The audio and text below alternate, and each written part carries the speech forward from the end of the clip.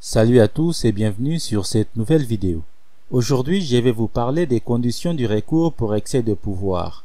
Mais avant cela, je vous demande de liker cette vidéo pour encourager la production des autres vidéos, de vous abonner à la chaîne et d'activer la cloche des notifications pour ne plus manquer nos prochaines publications. Le recours pour excès de pouvoir est un recours par lequel il est possible de demander au juge administratif de contrôler la légalité d'une décision administrative. En cas d'inégalité, la décision sera annulée. Il est à noter qu'il existe un principe général du droit public selon lequel toute décision administrative peut faire objet d'un recours pour excès de pouvoir. Ainsi, le recours pour excès de pouvoir est toujours possible contre une décision administrative, même si aucun texte ne le prévoit. C'est un recours d'ordre public. À ce titre, le requérant ne peut y renoncer par avance. Il ne peut pas non plus renoncer au bénéfice de la chose jugée.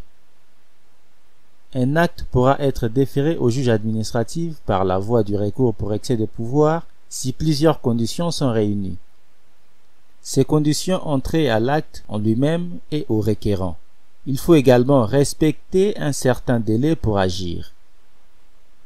Concernant l'acte, en principe, seuls les actes administratifs unilatéraux peuvent faire l'objet d'un recours pour excès de pouvoir.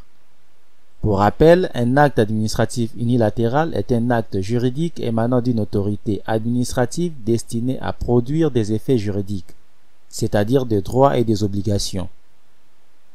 Ne peuvent donc pas faire objet d'un recours pour excès de pouvoir les actes qui ne produisent pas d'effets juridiques, à savoir les actes préparatoires, les circulaires non impératives et les mesures d'ordre intérieur. Les actes préparatoires, c'est-à-dire les actes préparant une mesure qui interviendra plus tard. Les circulaires non impératives, c'est-à-dire les notes d'organisation interne à un service qui sont émises par le chef de service et dont l'objet est d'interpréter le droit existant afin d'indiquer aux agents comment ils doivent appliquer une loi ou un règlement. Puisqu'elle se contente d'interpréter le droit sans le modifier, sans produire de faits juridiques, elle échappe au recours pour excès de pouvoir.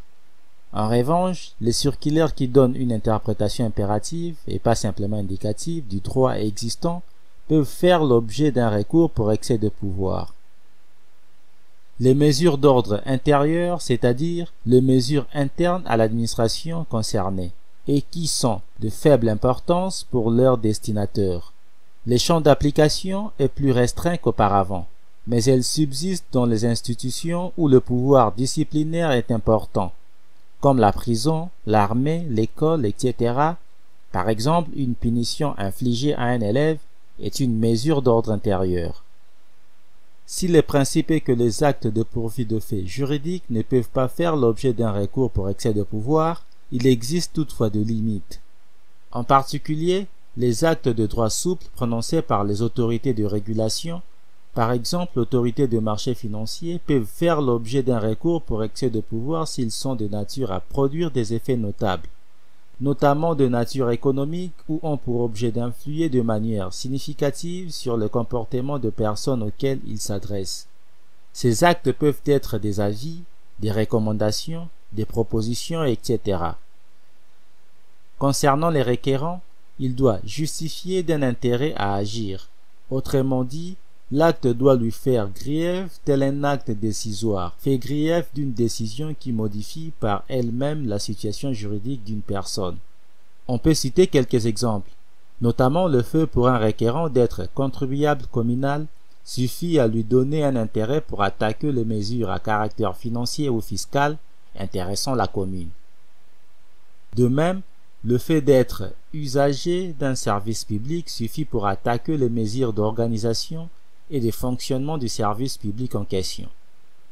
On comprend ainsi que le requérant doit souffrir d'une atteinte dans ses intérêts, mais cette atteinte n'a pas nécessairement à être de nature financière ou économique. L'atteinte peut également être morale, par exemple une atteinte portée à la dignité du titre d'ancien combattant. Par ailleurs, Aussi bien les personnes physiques que les personnes morales peuvent exercer un recours pour excès de pouvoir. Mais comme pour les personnes physiques, les personnes morales doivent justifier d'un intérêt à agir. À ce titre, les personnes morales, aussi bien de droit public que de droit privé, auront un intérêt à agir si l'acte leur fait grief dans leurs intérêts, dans leur existence, dans leurs activités. Parfois, cependant, l'intérêt à agir sera difficile à caractériser. C'est particulièrement le cas pour les recours des groupements, des associations, des syndicats, etc. Ainsi, les groupements ne peuvent contester que les actes qui ont un impact direct sur les intérêts qu'ils ont pour mission de défendre. Ils ne peuvent contester que les actes qui portent atteinte aux intérêts collectifs de leurs membres, et non ceux qui portent atteinte à leurs intérêts individuels. Concernant les délais, il faut savoir que le délai pour exercer un recours contre une décision administrative est de 2 mois à compter de la notification ou de l'expiration du délai prévu par la loi. Il s'agit du délai de droit commun en matière administrative. Le recours pour excès de pouvoir doit être effectué dans ces délais de 2 mois. Passé ces délais, l'acte ne peut plus être déféré au juge par la voie du recours pour excès de pouvoir. Merci d'avoir regardé cette vidéo jusqu'à la fin. Si vous avez le temps, je vous prie de suivre notre dernière vidéo en cliquant ici ou de suivre une vidéo aléatoire en cliquant ici. Veuillez vous abonner en cliquant ici et n'oubliez surtout pas d'activer la cloche de notification pour ne plus manquer nos prochaines publications.